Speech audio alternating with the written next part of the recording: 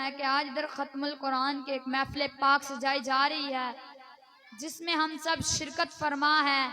اللہ تعالیٰ سے دعا ہے مجھے حق اور سچ بیان کرنے کی توفیق عطا فرمائے اور ہم سب کو اس پر عمل کرنے کی توفیق عطا فرمائے۔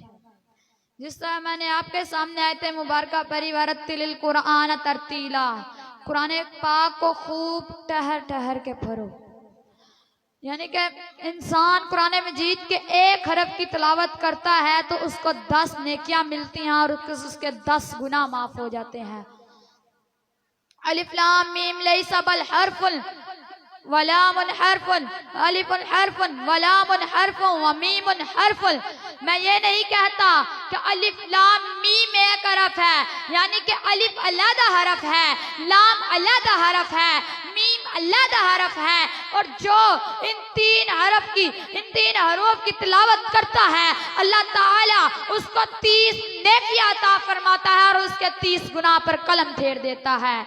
اور جس جگہ قرآن پاک کی تلاوت ہوتی ہے ادھر اللہ تعالیٰ کی رحمتوں کی بارش ہوتی ہے۔ اسلام میں پہلی ہجرت حبشہ کی طرف کی گئی۔ جن حضرات نے ہجرت کی ان کی قیادت حضرت عثمان غنی رضی اللہ تعالی عنہ فرما رہے تھے۔ ان کی قیادت حضرت عثمان غنی رضی اللہ تعالی عنہ فرما رہے تھے۔ اس قافلے میں حضرت جعفر بن ابی طالب بھی شامل تھے اور یہ قافلہ حبشہ جا کر آباد ہو گیا تو ادھر بھی کفار مکہ نے ان مسلمانوں کو چین سے نہ بیٹھنے دیا۔ ان میں سے ایک وفد یعنی کہ اپنے میں سے ایک کافر کو بادشاہ کے پاس بھیجا کہ جا کر کہو کہ تمہارے ملک میں کچھ مسلمان آ گئے ہیں جو فساد پھیلائیں گے، بدامنی پیدا کریں گے۔ بادشاہ یہ بات سن کر اس قافلے کو اپنے دربار میں بلاتا ہے اور حقیقت حال دریافت کرتا ہے۔ حضرت جعفر رضی اللہ تعالی عنہ ادھر تیرہ نجاشی کو ایک تقریر سناتے ہیں جو آپ بھی سماعت فرمائیں۔ وہ تقریر سیرت ابن حشام سے لی گئی ہے۔ حضرت جعفر فرماتے ہیں اے بادشاہ، ہم جہالت میں مبتلا تھے، بتوں کو پوجتے تھے، مردار کھاتے تھے، بیہودہ باتیں کرتے تھے، نجاست سے آلودہ تھے۔ ہم میں تو انسانیت اور سچی مہمانداری کا نشان تک نہ تھا۔ تو اللہ تعالیٰ نے پھر ہم میں سے ایک بزرگ کو محبوس کیا جس کے حسب و نسب، جس کی ایمانداری، دیانتداری، تقوی، پاکیزگی اور پرہیزگاری سے ہم خوب واقف تھے، اور اس نے ہمیں توحید کی دعوت دی اور اس نے کہا کہ میرے لیے خدا کے ساتھ کسی کو شریک نہ کرے، خدا کے ساتھ کسی کو شریک نہ بنائے۔ تو ادھر اس نے ہمیں بتوں کی پوجا سے روکا اور اس نے ہمیں کہا کہ جھوٹ نہ بولا کرو، سچ بولا کرو، وعدہ پورا کرو اور برائیوں سے دور رہو، گناہوں سے دور رہو۔ اس نے ہمیں حکم دیا کہ نماز پڑھا کرو، صدقہ دیا کرو، زکوٰۃ دیا کرو، روزہ دیا کرو۔ ہماری قوم ان باتوں کی وجہ سے ہم پر بگڑ بیٹھی، انہوں نے ہم پر بہت ظلم، بہت تکلیفیں ہم نے ان سے سہی اور انہوں نے بہت تکلیفیں کی تاکہ ہم اللہ تعالیٰ کی عبادت کو چھوڑ کر بتوں اور لکڑیوں کی عبادت کرنے لگ جائے۔ تو اتنی تکلیفیں ان کے ہاتھوں سے سہی تو پھر ہم مجبور ہو گئے تو آپ کے ملک میں پناہ لینے آ گئے۔ پھر ہم مجبور ہو گئے آپ کے ملک میں پناہ لینے آ گئے۔ تو شاہ نجاشی نے یہ تقریر سن کر کہا اچھا لاؤ وہ کلام جو تمہارے رسول پر نازل ہوا۔ تو حضرت جعفر ادھر بڑے دربار پر سورۃ المریم کی تلاوت کرنے لگ گئے۔ ابھی چند آیات پڑھی تھی کہ بادشاہ کی آنکھوں سے آنسو بہنے لگے اور کہ بادشاہ پکار اٹھا یہ تو وہی رسول ہے جس کی خبر مجھے یسوع مسیح نے دی تھی۔ اللہ کا شکر ہے کہ مجھے یہ زمانہ نصیب ہوا کہ میں آپ کے رسول اور آپ کے خدا پر حق اور سچ پر ایمان لاتا ہوں۔ آپ کے رسول اور آپ کے خدا پر سچ اور حق پر ایمان لاتا ہوں۔ قرآن مدرسے میں پہلی مرتبہ پہلا دن گیا، میں نے کہا مجھ سے نہیں ہو پائے گا، لیکن بس میرے استاذہ کرام کی محنت ہے کہ میں آج اس جگہ پر بیٹھا ہوں. نہ تو کچھ بھی نہیں تھا اور میں کچھ سے کیا ہو گیا ہوں. یہ تو اللہ تعالیٰ کی نعمت ہے, اللہ تعالیٰ کا کرم ہے, اور اللہ تعالیٰ کا کرم ہے, اللہ تعالیٰ کی نعمتیں ہیں, میرے والدین کی محنت ہے اور میرے استاذہ کرام کی محنت ہے کہ میں آج اس مقام پر پہنچا ہوا ہوں. تو حضرت غوث اعظم رحمت اللہ علیہ یہی بات ہے, اگر آپ بھی اپنے بچوں کو بھیجیں قرآن مجید پڑھنے, آپ کے لیے کل قیامت کے دن وسیلہ بنیں گے, کل قیامت کے دن وسیلہ بنیں گے. کہتے ہیں جو حافظ قرآن ہوتا ہے کل قیامت کے دن ان کے ماں باپ کو سر پر سونے کے تاج پہنائے جائیں گے جس کی روشنی سورج کی روشنی سے بھی اتنی تیز ہے.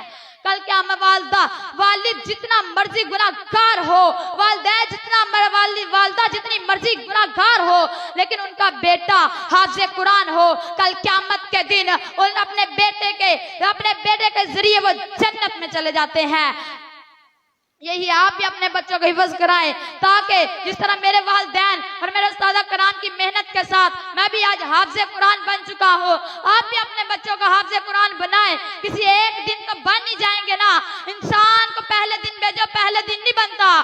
1 سال بعد آپ لوگ کہتے ہیں نہیں پڑھتا, نہیں پڑھنا ہوتا, لیکن کبھی اس کو چھوڑ کے دیکھو. جب بچہ پڑھتا ہے 1-2 سپارے تو جب پٹری پر چڑھ جاتا ہے نا پھر حفظ بھی کر جاتا ہے. میرا بھائی ہے, مجھے نہیں پتا تھا کہ یہ بھی حفظ کرے گا, لیکن جب اس نے 3-4 سپارے کر لیے, یہ میرے استاد محترم قاری محمد طارق صاحب کی اتنی محنت ہے کہ انہوں نے میرے بھائی کو بھی 4 سپارے حفظ کرا دیا. انشاءاللہ جب اب اگلی ختم القرآن کی محفل ہوگی تو میرے بھائی کی ہوگی. تو بات چلی حضرت غوث اعظم رحمت اللہ علیہ کی. تو اگر پوری قوم بیمار ہو, ایک بندہ بیمار ہو تو اس کا علاج ہو جاتا ہے, لیکن اگر پوری قوم بیمار ہو جائے تو اس کا علاج نہیں ہو سکتا. حضرت غوث اعظم رحمت اللہ علیہ فرماتے ہیں کہ میں مسجد میں چلا گیا تو ادھر بچے پڑھ رہے تھے تو میں بیٹھا نہیں. میں نے کہا جب تک جگہ نہیں ملے گی تو میں بیٹھوں گا نہیں, جب تک جگہ نہیں ملے گی میں بیٹھوں گا نہیں. پھر غیب سے آواز آئی, افسحولی والی شلہ, اے بچوں جگہ چھوڑ دو, زمانے کا غوث آ گیا ہے. آپ جب چھوٹے سے تھے آپ کے والد کا, آپ کے والد محترم کا, آپ کے والد محترم کا, آپ کے والد محترم کا سایہ آپ کے سر سے اٹھ چکا تھا. آپ 7 برس کے تھے, حافظ قرآن بن گئے تھے. جب آپ 7 برس کے تھے تو جب آپ 7 برس کے حافظ قرآن بن گئے اور گیلان میں 18 سال تک تعلیم حاصل کی. اور اس کے بعد ایک دفعہ آپ کہتے ہیں کہ میں ہل چلا رہا تھا کہ بیل نے میرے طرف دیکھ کر پیچھے مڑ کر میری طرف دیکھ کر کہا, پیچھے مڑ کر میری طرف دیکھ کر کہا اور انسان کی زبان پر بول کر کہا کہ اے عبد القادر جیلانی, تجھے خدا نے اس کام کے لیے پیدا نہیں کیا اور اللہ تعالیٰ نے تمہیں اس کام کا حکم بھی نہیں دیا. آپ کے دل میں خوف آیا, آپ کے دل میں خوف آیا, آپ اپنی گھر کی طرف جلدی بھاگے اور جا کر اپنے مکان کی چھت پر چڑھ گئے. تو در میدان عرفات کے حاجیوں کو دیکھ لیا اور آپ کے دل کو محبت حاصل ہوا. اور اس کے بعد آپ نے اپنی والدہ محترمہ سے اجازت لی کہ مجھے بغداد جانے دو. اپنی والدہ محترمہ سے اجازت کی کہ مجھے بغداد جانے دو. تو والدہ محترمہ نے کیوں کہا کہ میں علم حاصل کروں علماء مشائخ سے, میں علم حاصل کرو. اور آپ کی والدہ نے روتے ہوئے اجازت دے دی, ٹھیک ہے بیٹا جاؤ. آپ فرماتے ہیں ہمارے باپ کی وراثت میں 80 دینار تھے, جس میں 40 دینار میرے بیٹے کو میں نے اپنے بھائی کو دے دیے اور 40 دینار اپنے پاس رکھ لیے. اور وہ میری والدہ محترمہ نے مجھے واسکٹ پر سی دیے. تو کہا کہ بیٹا کبھی کسی مشکل موڑ پر جھوٹ نہ بولنا, جب بھی مشکل لائے تو سچ بولنا, کبھی جھوٹ نہ بولنا, سچ کا پلڑا کبھی نہ چھوڑنا. اللہ تعالیٰ, میں تمہیں اللہ تبارک تعالیٰ کے سپرد کرتی ہوں تاکہ بعد میں ملاقات ہو یا نہ ہو. تو ملاقات ہوئی بھی نہیں. آج کل اگر بچے کہیں سفر پر جائیں, ان کے ماں باپ کہتے ہیں, ان کے والد محترم کہتے ہیں کہ ہمارے لیے سونا لانا, کپڑے لانا, دولت لانا. اور جب کسی کو یورپ بھیجے, اٹلی بھیجے, جہاں بھی بھیجے, جہاں بھی سفر میں بھیجے,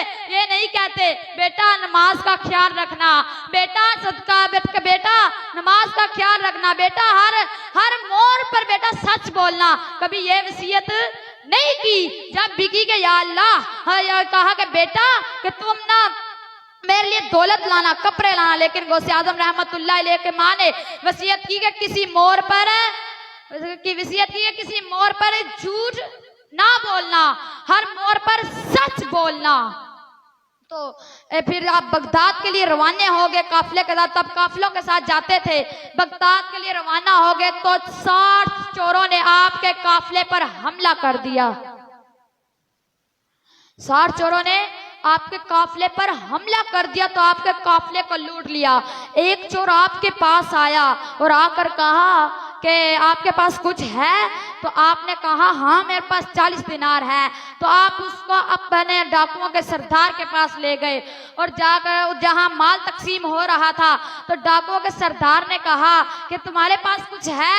کہا ہاں میرے پاس ہے. کیا ہے؟ کہا 40 دینار. کہاں ہے؟ میری واسکٹ میں سلے ہوئے ہیں. کہا دکھاؤ. آپ اپنی واسکٹ کے ٹانکے کھولنے لگ گئے. بظاہر تو آپ واسکٹ کے ٹانکے کھول رہے تھے, لیکن حقیقت میں ان ڈاکوؤں کو جہنم سے نکال کر جنت میں ڈال رہے تھے. اور آپ پھر ڈاکوؤں کے سردار نے کہا کہ تم تو جھوٹ بول سکتے ہو, تمہیں کس نے آمادہ کیا سچ بولنے پر؟ تو غوث اعظم رحمت اللہ علیہ فرماتے ہیں کہ مجھے میری ماں نے آمادہ کیا. بیٹا جب بھی کوئی مشکل آئے, جب بھی کوئی مشکل آئے تو کسی موڑ پر جھوٹ نہیں بولنا, جب بھی بولنا سچ بولنا. ڈاکوؤں نے کہا تو اپنی ماں کو ناراض نہیں کر سکتا, ہماری زندگی گزر گئی ہے, اللہ تعالیٰ کو ناراض کرتے ہوئے کیا ہماری معافی ہو سکتی ہے؟ تو آپ نے کہا ہاں ہو سکتی ہے, اللہ تعالیٰ توبہ کرو. تو سب نے حضرت غوث اعظم رحمت اللہ علیہ کے ہاتھوں میں توبہ کی. تو آپ تب سے امام بن گئے. تو آپ سے سارا مال بھی واپس لٹا دیا. میں یہی کہنا چاہتا ہوں, اپنی تقریر کا میرے یہی موضوع ہے کہ جو بوڑھے لوگ ہیں وہ بھی صحیح قرآن پاک کو پڑھنا سیکھیے. یہ مسجد میں قاری ہوتے ہیں, صبح قرآن پاک کو پڑھاتے ہیں, آپ جائیں روانگی سیکھیے اور اپنے بچوں کو حافظ قرآن بنائیے اور اپنے بچوں کو سچ بولنے پر آمادہ کیے اور چوریوں سے روکیں تاکہ وہ آپ کے لیے وسیلہ بنے. اور میں اب اپنی تقریر کا اختتام کرتا ہوں نبی پاک کے گرانے سے. کمیاں سرکار دا کونین دے سردار دا, مدنی مٹھن منٹھار دا, دلبر نبی دلدار دا, باغی برا محبوب اللہ دا مطلوب. سونا جدوں بھی بول دے, بولن تو پہلے تول دے, جدوں بول دے رس گول دے, ہیرے تے موتی رول دے, کو ناخ دے او ڈول دے, او تے نیزے تے چڑھ کے بھی بول دے.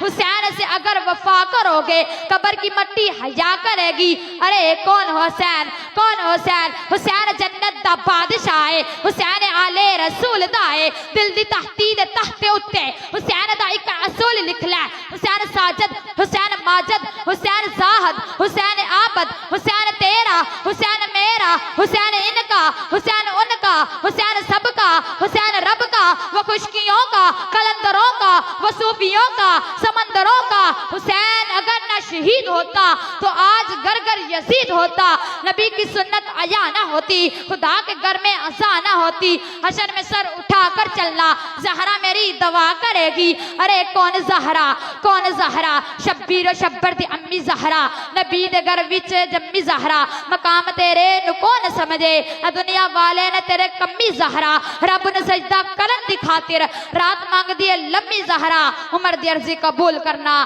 تیرے پتران دعوے کمی زہرا. یہی آرزو کے تعلیم میں قرآن عام ہو جائے, سب پرچموں سے اونچا پرچم اسلام ہو جائے. نعرے کے ساتھ تقریر کا اختتام کرتا ہوں. میں اور کسی ادا نہیں ہونا, من تیرے ہون دا چا بابا, میں پنچھی تیرے پنجرے دا, من ہتھی چوک چگا بابا. میرا تن من دھن رچنا چاہتا ہے, لبیک تنارا لا کے نچا بابا. لبیک لبیک لبیک یا رسول اللہ, لبیک لبیک لبیک یا رسول اللہ. وآخر دعوانا الحمدللہ رب العالمین.